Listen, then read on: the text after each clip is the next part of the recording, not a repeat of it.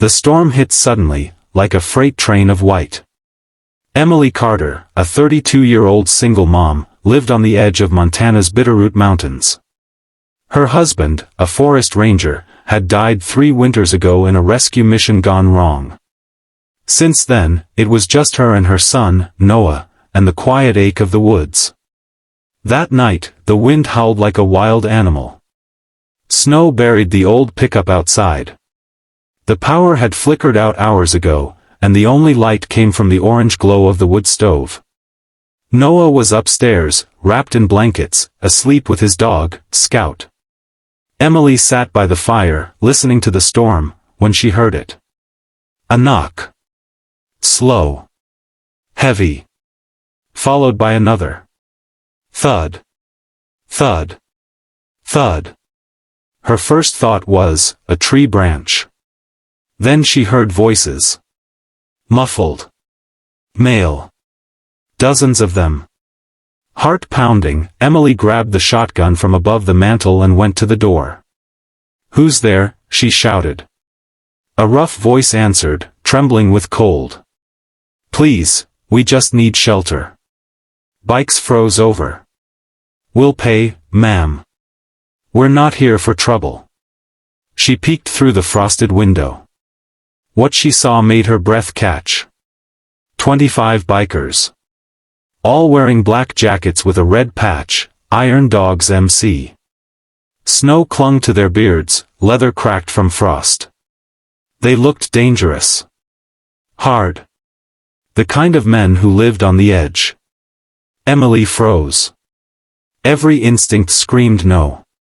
But then she noticed, one of them was holding a man slumped over, barely conscious. "He's not gonna make it if we stay out here," the leader said. "Please, ma'am." Emily's hand shook on the doorknob. Then she looked at the man's lips, blue from cold. Her late husband's voice echoed in her mind. "You can't choose who deserves kindness. You just give it." She took a deep breath. Unlatched the bolt. And opened the door. "Come on in." Chapter 2, The Night of Strangers. They piled in, one after another, boots thudding, jackets dripping snow on her wooden floor. The cabin suddenly felt small, full of heat, breath, and leather. The leader, a tall man with gray streaks in his beard, introduced himself as Rex Dalton. "We were heading back from a memorial ride," he explained, "and the blizzard cut us off. Lost 2 bikes in a ditch. My brother's frostbitten." Emily nodded, still cautious. "You can stay till morning. But no smoking, no fighting, and no noise. My son's asleep upstairs." Rex gave her a firm nod. "You got my word." They warmed their hands by the fire, helped the injured man onto the couch, and thanked her in quiet voices that didn't match their rough looks. Through the night, Emily brought out everything she had, soup, blankets, even her husband's old coats. She rationed her wood and kept the fire alive while the wind screamed outside. One of the younger bikers, Tyler, barely in his 20s, knelt to pet Scout, the dog. "He's a good boy," he said softly. "Haven't had a dog since I was a kid." Emily smiled faintly. "He's a rescue. Found him half-starved in the woods last year." Tyler looked up. "Guess you've got a thing for saving strays." She didn't answer, but she didn't have to. As hours passed, the men settled in quietly, respectful. Some even helped chop more wood or fix the drafty window. The storm outside raged, but inside, there was peace, and something like family. Before dawn, Rex approached her. "You didn't have to do this. Women like you don't usually open doors to guys like us." Emily met his eyes. "People don't stop being human because they wear leather." He chuckled. "You'd be surprised how few folks remember that." They talked a while longer.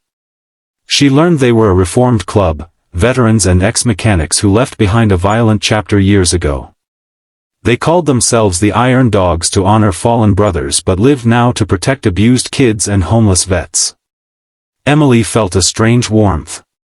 She'd judged them, like the world always did. By sunrise, the storm finally broke. The sky turned pale gold over white hills. The men geared up, thanked her, and promised to repay her kindness someday. Rex handed her a card. "If you ever need anything, ma'am, anything, call this number. We pay our debts." She smiled politely and tucked it away.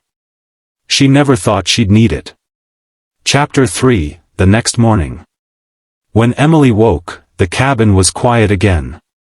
Noah was making pancakes. Scout wagged his tail by the door. Everything felt normal, until she stepped outside. That's when she heard it. A low, distant rumble. Then another. And another. Engines. Hundreds of them. Her stomach dropped as she saw it, a wave of black motorcycles cresting the snowy hill. The roar echoed through the valley. Within minutes, her cabin was surrounded. Over 200 bikers, their jackets emblazoned with flaming skulls, Hell's Angels MC. Emily froze on the porch. Her breath came in shallow bursts. One massive biker dismounted and stomped toward her, snow crunching under his boots. His eyes were cold behind dark glasses. "You harbor iron dogs here last night?" he growled. Emily's heart hammered. She didn't answer. "They're our rivals," he said.